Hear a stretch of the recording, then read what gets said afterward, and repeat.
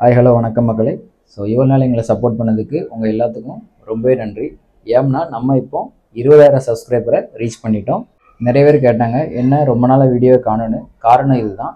ஏம்னா நாங்கள் வீடு ஷிஃப்ட் பண்ணிகிட்டு இருந்தோம், அதனால் எங்களால் வீடியோ பண்ண முடியல. இனிமேல் நம்ம சேனலில் ரெகுலராக ரெசிபி வீடியோ நம்ம போட ஸ்டார்ட் பண்ணிட்டோம்.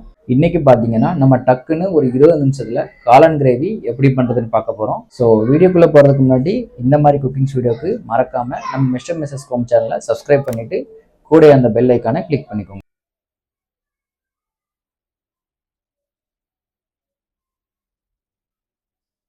முதல்ல ஒரு 3 ஸ்பூன் அளவுக்கு ஆயில் ஊற்றிக்கணும். எண்ணெய் நல்லா சூடானதும் இதில் ஒரு பிரியாணி இலை அப்புறம் ஒரு கிராம்பு சேர்த்துக்கணும். அப்புறம் இதில் 1 ஸ்பூன் அளவுக்கு சீரகம் சேர்த்துக்கணும். சீரகம் கொஞ்சம் கலர் மாதிரி வந்ததும் இதில் நம்ம சின்ன சின்னதாக வெட்டி வச்சுருக்கிற 2 வெங்காயத்தை சேர்த்துக்கணும்.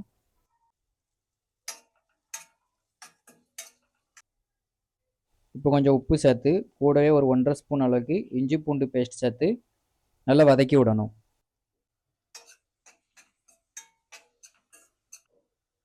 இப்போ வெங்காயம் நல்லா வதங்கி வந்ததும் இதில் ஒரு 1/2 ஸ்பூன் அளவுக்கு மஞ்சள் பொடி, அப்புறம் 1 ஸ்பூன் அளவுக்கு கொத்தமல்லி பொடி, அப்புறம் 1 ஸ்பூன் அளவுக்கு மிளகாய் பொடி, கூடவே 2 பச்சை மிளகா, அப்புறம் கொஞ்சம் கருவேப்பிலை, இது எல்லாத்தையும் சேர்த்து நல்லா வதக்கி விடணும்.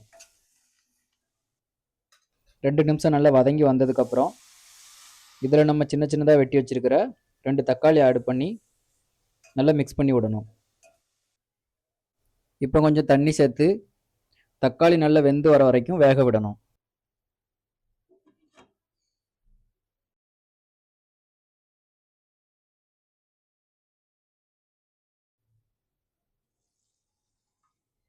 இப்போ தக்காளி இந்த அளவுக்கு நல்லா வெந்து வந்ததும் இதில் ஒரு 250 கிராம் அளவுக்கு இந்த மாதிரி காளானை சின்ன சின்னதாக வெட்டி இதில் ஆட் பண்ணி நல்லா மிக்ஸ் பண்ணிவிட்டு ஒரு 5 நிமிஷம் நல்லா வேக விடணும்.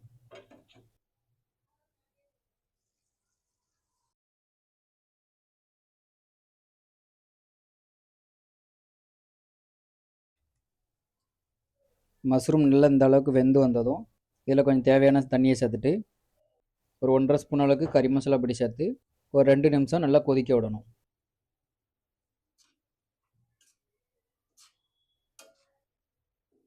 மஷ்ரூம் இந்த அளவுக்கு நல்லா வெந்து வந்ததும் கடைசியாக இதில் கொஞ்சம் உப்பு இருக்கான்னு பார்த்துட்டு கொத்தமல்லி இலையை தூவி விட்டு இறக்குனா போதும், ஒரு டேஸ்டான மஷ்ரூம் கிரேவி ரெடி.